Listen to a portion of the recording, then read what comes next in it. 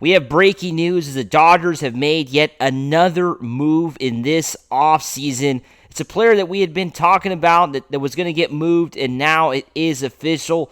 Also, we get into the latest with James Outman. Is he on his way out? We get into all that in this edition of Dodgers Digest. Hey, this is Mike Nelson. Make sure to subscribe to the channel. I want to thank the 30% of you, the ones who are watching these videos, who have already hit the sub button, but 69% of you have not subscribed yet. I'm not sure why. We're the best Dodger channel out there. Myself and Brad J. We're bringing you everyday Dodger content. We're bringing you live streams every Friday, and going to be even more live streams when the season kicks off. So make sure to hit the subscribe button. You're not going to find content like this anywhere else on YouTube. Let's get right into it. Of course, the Dodgers have made a trade. That's right. Ryan Brasier has been traded to the Chicago Cubs, according to Jeff Passan of ESPN. It just got tweeted out on X like 20 minutes ago. This is breaking news.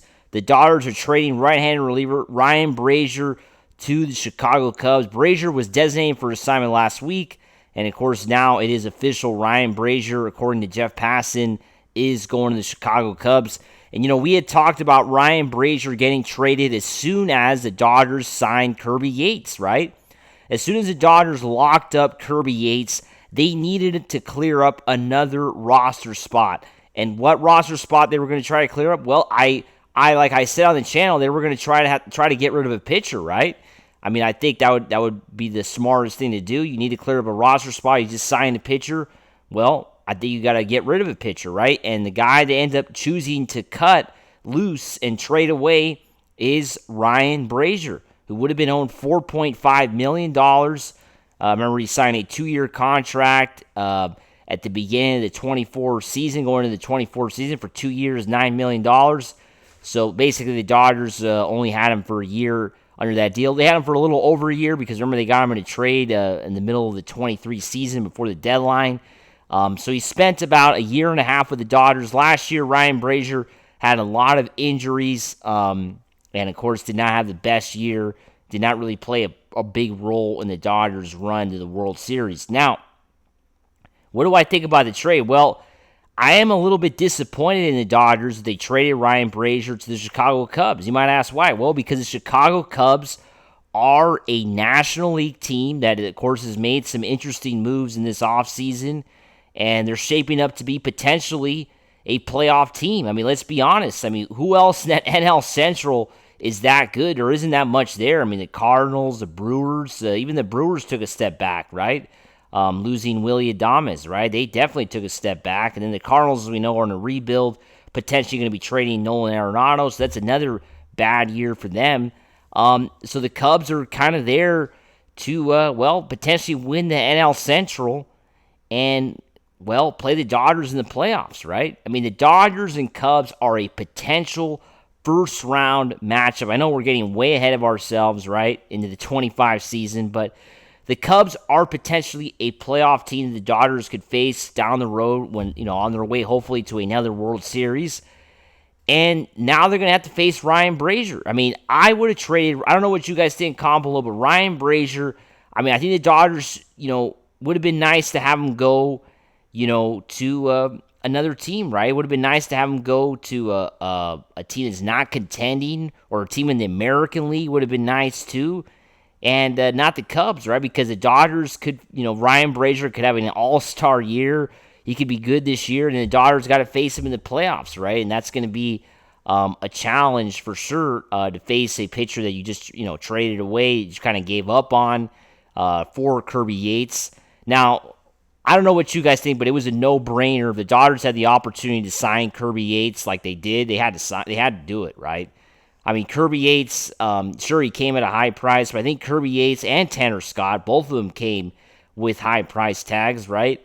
It wasn't like they were, cheap signings, either of them, but, I think both of those guys are going to make the Dodgers bullpen even better than it was in 25. The Dodgers had the best bullpen last year. They won the World Series because of the bullpen, and now it's going to be even better with Tanner Scott and Kirby Yates, right? A couple big pickups, to say the least, for the Dodgers, right? I mean, this is pretty awesome. I think Ryan Brasier is a good pitcher. He's a good bullpen pitcher. He's not by any means great like the other two guys. I mean, Tanner Scott is arguably one of the best relievers in baseball. The statistics are right there.